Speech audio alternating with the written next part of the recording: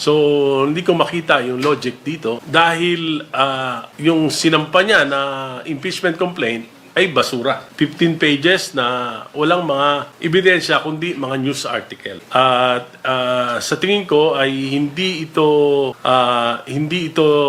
wala ito sa forma at walang substance yung kanyang i-file na impeachment complaint. Kung ako ang boboto sa Committee on Justice, hindi ako magdadalawang isip na i-dismiss ito. By the resignation of its core members, by its own admission before Congress that it lacks both resources and powers to do its job, and by its failure to investigate the most crucial personalities involved in this budget heist. Who then will sign the ICI report?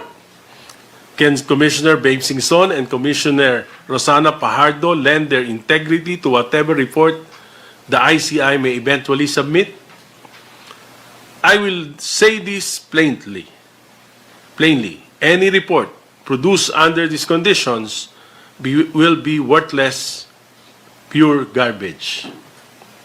What is deeply troubling is the pattern that is emerging. It appears that the President does not want to know the truth. It appears that his administration would rather hide the truth, deflect the issue to the office of the Ombudsman, and allow the narrative to be managed and manipulated until public outrage fades. This also exposes the lack of sincerity behind the President's public directive to Congress to prioritize the proposed Independent People's Commission in the Senate and the ICAIC in the House. Words are meaningless when actions point in the opposite direction.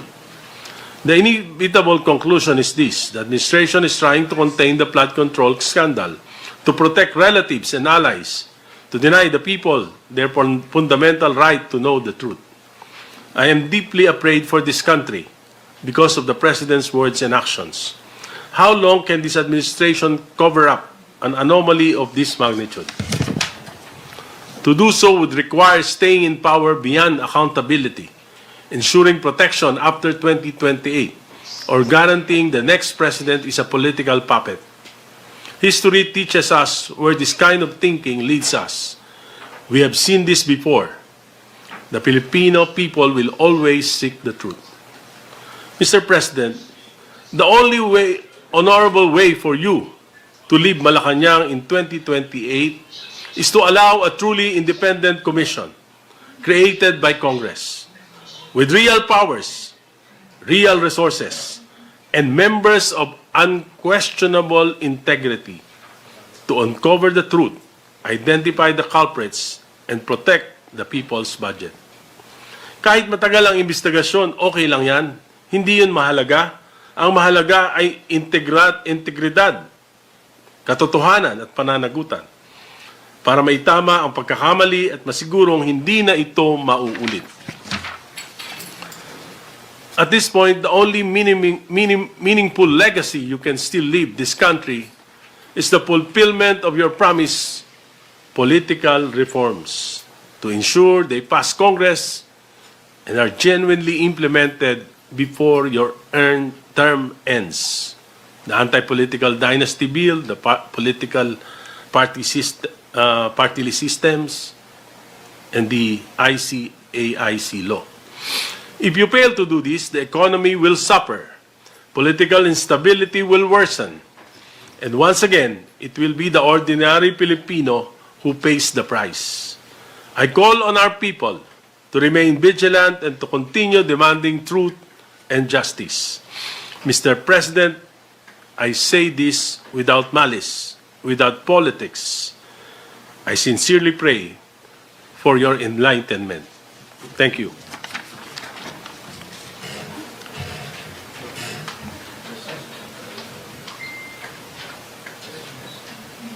Sir, other impeachment Pwede. Sabi ko naman, okay, sige. Okay. Sir, yesterday you issued a statement that you doubt the motives of Attorney Andre De Jesus because parang insinuated that he has connections with the president or links to the president through the First Lady? Hindi ko sinabi na may link. Ang sinabi ko, during last year, November 2024, he is the same attorney De Jesus who filed a disbarment case against Attorney Glenn Chong. Kasi sinabi ni Attorney Glenn Chong, sasampalin niya si First Lady, di ba? O, yun na. Nag-file siya out of nowhere. So, hindi ko sinabing abogado siya. Ang sinabi ko, siya ang nag-file. Hindi ko alam kung ano yung motibo niya sa pagpapile. Ang sinabi niya, dahil hindi daw yan yung gawi ng isang member of the bar. So, out of nowhere, nabasa niya lang. Hindi raw siya kilala. Nabasa ko, hindi raw siya kilala. So, out of nowhere, nabasa niya lang, nag-file na siya ng disbarment. Ngayon, out of nowhere, reading some articles in the newspapers, in the social media, at yun ang kanyang ebidensya, nag-file siya ng impeachment against the husband of the First Lady. So, hindi ko makita yung logic dito dahil yung sinampa niya na impeachment complaint ay basura. 15 pages na walang mga ebidensya kundi mga news article. At sa tingin ko ay hindi ito wala ito sa forma at walang substance yung kanyang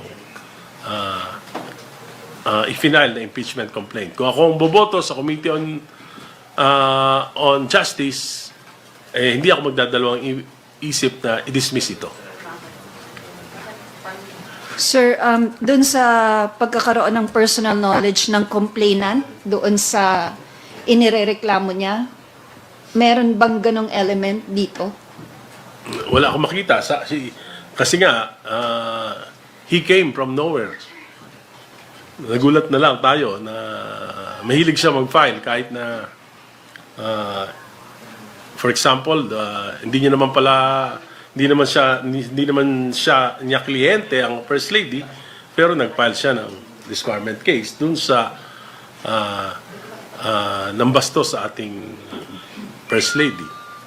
So, pwede mo ilapin niyo yung mic niyo, sorry. Kasi may Okay. So, palapit pa. Sir, Attorney De Jesus challenge you to a public debate? No need for that because I will confront him in the Committee on Justice. Baka malaman niya pa yung mga itatanong ko sa kanya pag nagdebate kami.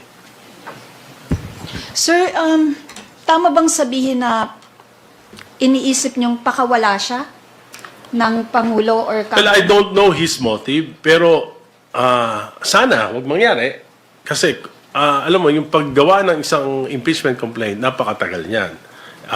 May nag-imbita sa akin para maging endorsers, pero tumanggi ako. And sabi nga nila, they are preparing for the impeachment complaint. So, yung Makabayan Black, they are also preparing for an impeachment complaint. Hindi madali ito. Nakita nyo naman siguro, yung impeachment complaint against the Vice President, kung gaano kakapal yung mga documents. Di ba? So, sana hindi mapigilan nitong impeachment complaint na ito yung mga susunod pang impeachment complaints. Kasi under the rules, may 10 days si Secretary General Jerapil to refer it to the Committee on Rules. Tapos may 3 days ang Committee on Rules as a speaker, then sa Committee on Rules. Pagkatapos, pag na-refer na ito sa Committee on Justice, ay wala nang ibang pwedeng makapag-file ng impeachment. Sana hindi nito mapigilan. Kung hindi naman mapigilan, magiging harmless itong impeachment complaint na ito. Kahit na hindi maayos yung pagkagawa. Thank you, sir.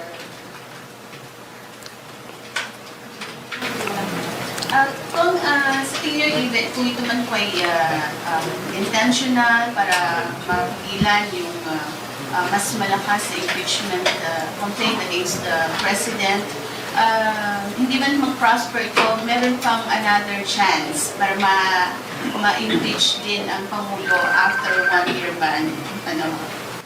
Oh, pero that's too close to 2028. Pero pwede pa rin. Pwede pa rin. Na, Basta 1 year before elections di ba? So, kung hindi pa lampas doon, di ba? pwede pa.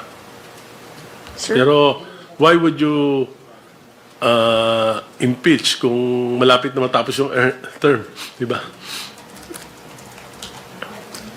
Sir, pwedeng pa-elaborate lang. Sabi niyo po, wala sa forma at walang substance yung kanyang ifinal na impeachment complaint ni Andre.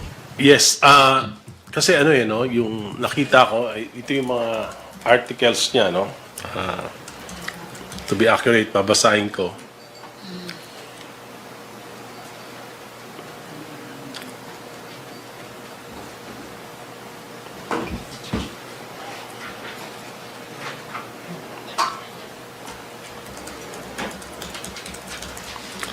Culpable violation of the Constitution and betrayal of public trust. The complaint alleges that the President enabled the kidnapping and surrender of former President Rodrigo Duterte to the International Criminal Court. It would require a lot of documents and to link the President. So, kung wala to, basura to. Graft and corruption allegations involve a systematic plunder of the national budget through unprogrammed appropriations and ghost flood control projects. It specifically cites a claim of 100 billion insertions in the 2025 budget for kickbacks. Ito yung sinabi ni Saldico. Wala naman dito si Saldico. Wala naman mga affidavit si Saldico. So, basura to. Unfitness for office, yung tungkol sa pagiging drug addict, no way naman na mapuprove to dahil hindi naman pwede natin pilitin si Presidente na magpa-drug test. At hindi naman pwede maging ebidensya yung testimony ni nung kanyang kapatid. So, basura ulito. Abuse of power. The complaint alleges the creation of an independent commission for infrastructure was weaponized move and political allies and target enemies. I don't think that this is a impeachable offense. And number 5, failure to exercise veto power. Pwede ito. Pero you have to attach a lot of documents.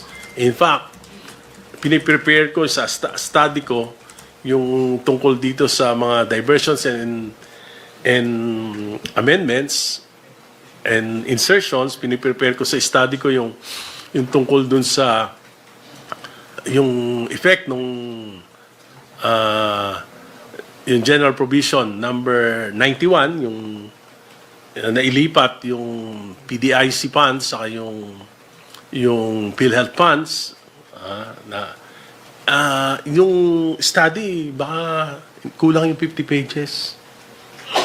So ito yung buong complaint, 15 pages. I don't think that the complainant can prove the guilt of the president with just these news articles as evidences.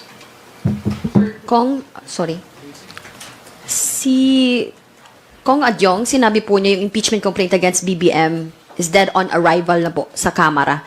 Sinabi po niya, it is weak, unsupported by credible evidence, and unlikely to move forward in the House. Do you share the same? I agree. Kindly expound, sir.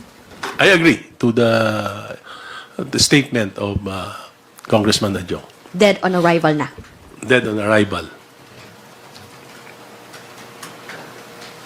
Sir, so do you think this is deliberate? Parang nagpasa ng mahinang impeachment po? Well, hindi ko alam yung plano Kasi nga, kung makapag-file this week, yung ibang complainants, tapos medyo malakas, baliwala na rin yung effort niya. Pero, siguro, ang damage lang, magmamadali yung mga complainants para hindi sila hindi maging hindi kagad ma-initiate yung complaint. complaint. So yun ang damage, magmamadali. Napakamahirap gumawa ng isang impeachment complaint na maayos. Sir. Sorry. How about the allegations na diversion?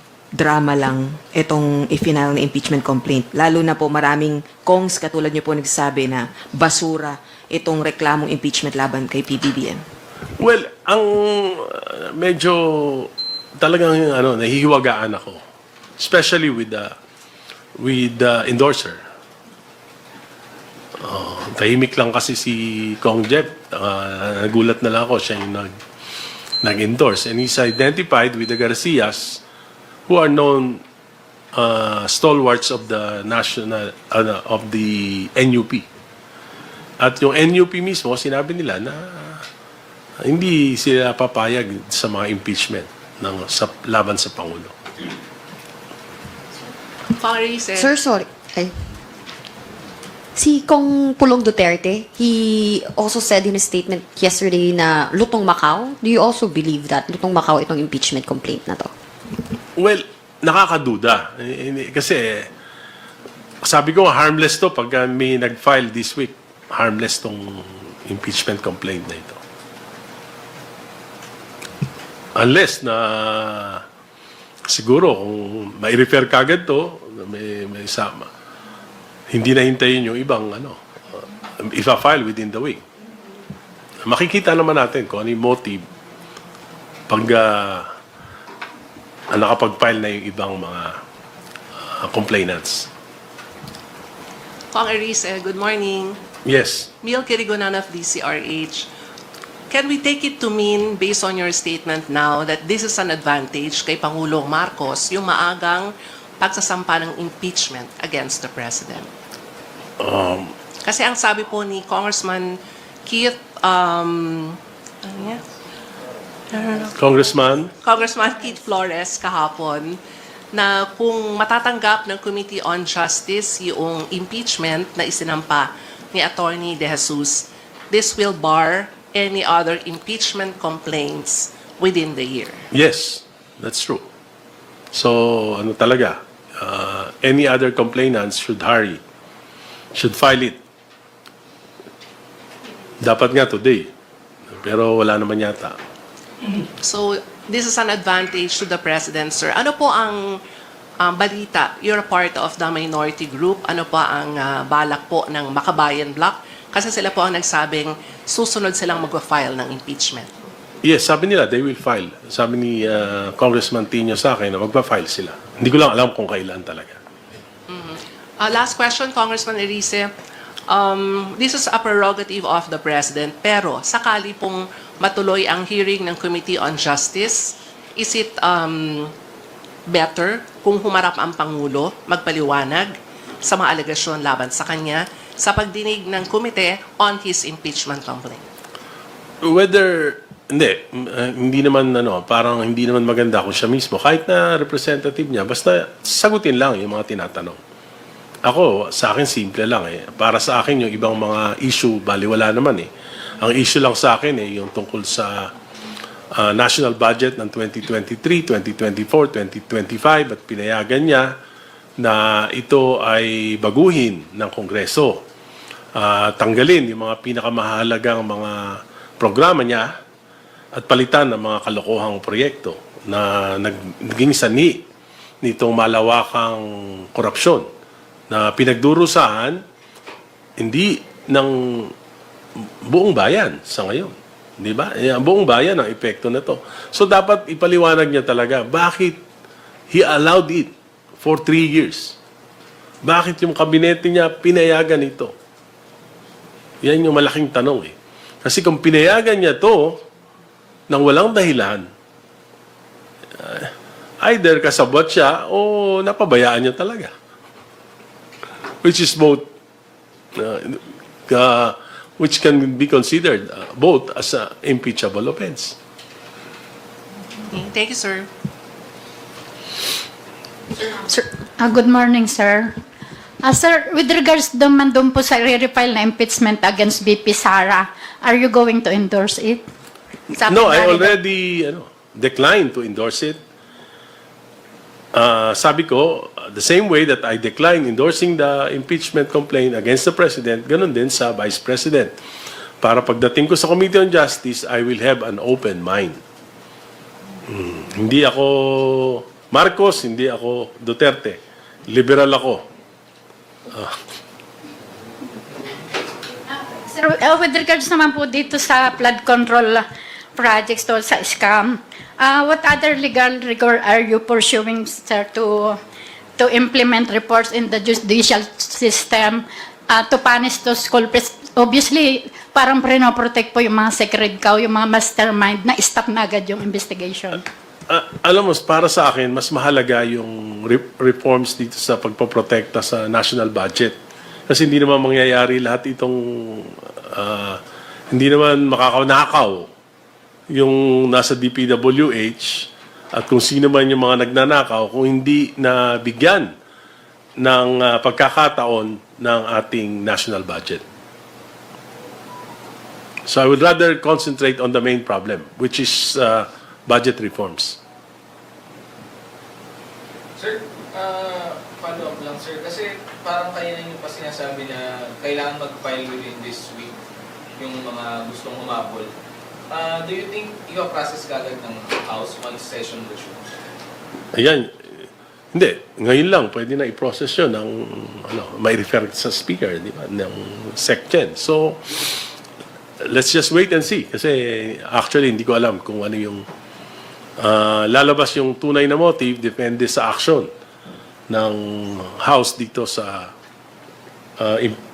impeachment complaint na ito. What do you mean sir na tunay na motive? Kapag minadali nila, ibig sabihin? Kung minadali at na-prevent yung ibang impeachment complaint, ibig sabihin, yun ang motive. Sir, may naririnig ba kayong isasalang na sa order of business sa plenary sa Monday itong impeachment? Wala akong naririnig. Pero yun ang sabi ni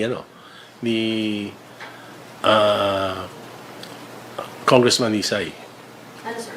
Na ma-repair, ma-repair sa speaker, ma-repair sa Committee on Rules, tapos may lagay sa order of business sa Monday, then ma-repair sa Committee on Justice. So, yun ang ano. So, ano ibig sabihin nun kapag nangyari na yun? Di wala nang pwedeng ma-entertain na iba pang impeachment complaint. Hindi ko lang alam kung na-receive na rin dito, kung hindi pa na-refer sa speaker, hindi pa na-refer sa Committee on Rules, pwede pa yon. Yun yung mga legal questions.